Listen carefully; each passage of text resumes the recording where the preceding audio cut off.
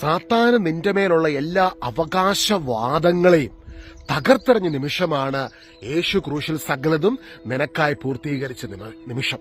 കൊളോസ്സസ് ലേഖനം 2-ാം അധ്യായം 14 മുതലുള്ള വാക്യങ്ങളിൽ നമ്മൾ കാണുന്നുണ്ട്, നമുക്കെതിരെ നിന്ന ലിഖിത നിയമങ്ങളെ അവൻ കുരിശിൽ തറച്ച് നിഷ്കാസനം ചെയ്തു. ആധിപത്യങ്ങളെയും അധികാരങ്ങളെയും അവൻ നിരായുധമാക്കി കുരിശിൽ അവയുടെ മേൽ വിജയം ആഘോഷിച്ചുകൊണ്ട് അവയെ പരസ്യ അവഹേളന പാത്രങ്ങളാക്കി.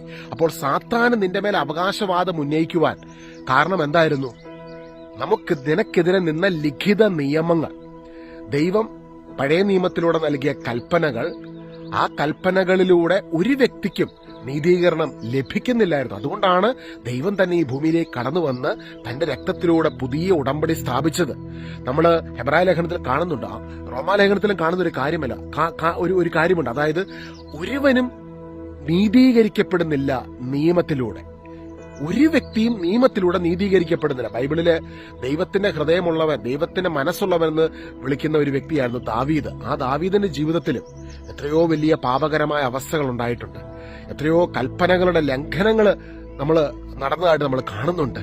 എന്നാൽ ഈശോ ഈ ഭൂമിയിൽ കടന്നു വന്ന് നിനക്ക് വേണ്ടി കുരിശിൽ ബലിയായി തീർന്നുകൊണ്ട് നിനക്കെതിരെ ദുഷ്ടാരൂപി ദൈവം നന്മയ്ക്കായി കൊടുത്ത കൽപ്പനകൾ മനുഷ്യൻ അതിൽ ബലഹീനരായി വീണു പോകുമ്പോൾ ആ കൽപ്പനകളെ തന്നെ ഉയർത്തിക്കാട്ടി അവകാശവാദം ഉന്നയിച്ച് മനുഷ്യനെ ബന്ധനത്തിലാഴ്ത്തിയ ആ ദുഷ്ടാരൂപിയുടെ അവകാശവാദങ്ങളെ യേശു തന്റെ കുരിശുമരണത്തിലൂടെ അവിടുന്ന് കുരിശിൽ ബലിയായി തീർന്ന നിമിഷം ആ ലിഖിത നിയമങ്ങളെ നിനക്കെതിരെ ദുഷ്ടാരൂപി അവകാശവാദം ഉന്നയിച്ച എല്ലാ ലിഖിത നിയമങ്ങളെ കുരിശിൽ തറച്ച് നിഷ്കാസനം ചെയ്ത് അവിടുന്ന് സകലതും നിനക്ക് വേണ്ടി പൂർത്തീകരിച്ചു. ആധിപത്യങ്ങളെ അധികാരങ്ങളെ നിരായുധമാക്കി.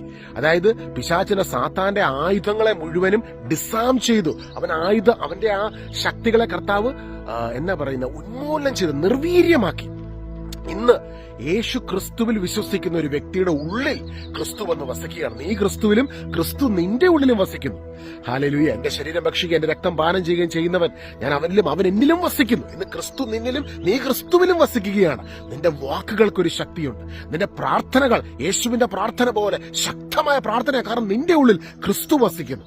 ഈ ക്രിസ്തുവിന്റെ ആത്മാവിന്റെ ചൈതന്യത്തിൽ നിറഞ്ഞ് നവീകരിക്കപ്പെട്ട് ആത്മാഭിഷേകത്തിൽ വിശുദ്ധിയിൽ നിറഞ്ഞ് നീ മുൻപോട്ട് പോകുമ്പോൾ നിന്റെ ജീവിതം ക്രിസ്തുവിന്റെ പ്രകാശം കൊണ്ട് നിറയപ്പെടും, ക്രിസ്തുവിന്റെ മഹത്വം കൊണ്ട് നിറയപ്പെടും. കൊളോസസ് 1:27 മഹത്വത്തെക്കുറിച്ചുള്ള പ്രത്യാശ ക്രിസ്തു നിങ്ങളുടെ ഉള്ളിലുണ്ട്. ഈ തിരിച്ചറിവിൽ ഇന്നൊന്ന് പ്രാർത്ഥിച്ചേ.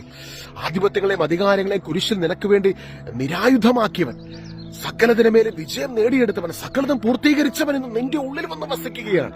ആ ക്രിസ്തുവിൽ ജയോത്സവമായി ജീവിതത്തിൽ മുന്നേറുവാൻ സ്വർഗം എന്ന് നിന്നെ വിളിക്കുകയാണ്. പരിശുദ്ധാത്മാവിൽ നിറഞ്ഞ്, ആത്മാഭിഷേകത്തിൽ നിറഞ്ഞ്, ക്രിസ്തുവിന്റെ വചനത്തിൽ ജീവിച്ച് ഈ ഭൂമിയിൽ നീ മുന്നേറുമ്പോൾ സാത്താൻ നിന്നെ ഭയപ്പെടുകയാണ്. ഇതാണ് സത്യം. ദുഷ്ടാരൂപികൾ നിന്നെ ഭയപ്പെടുകയാണ്. കാരണം മഹത്വത്തെക്കുറിച്ചുള്ള പ്രത്യാശ ക്രിസ്തു നിന്റെ ഉള്ളിലുണ്ട്. വെളിച്ചം വരുമ്പം ഇരുട്ടിന് നിൽക്കാൻ പറ്റുമോ? ഇരുട്ടിന്റെ അന്ത്യം എന്താ? വെളിച്ചം. സൂര്യൻ ഉദിക്കുമ്പോൾ ഇരുട്ട് മാറും. കാരണം പ്രകാശത്തിന് മുൻപിൽ ഇരുട്ടിന് നിൽക്കാൻ പറ്റത്തില്ല.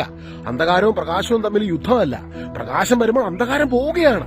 ക്രിസ്തുവിന്റെ പ്രകാശം നിന്റെ മേൽ ഉദിച്ചിരിക്കുന്നു.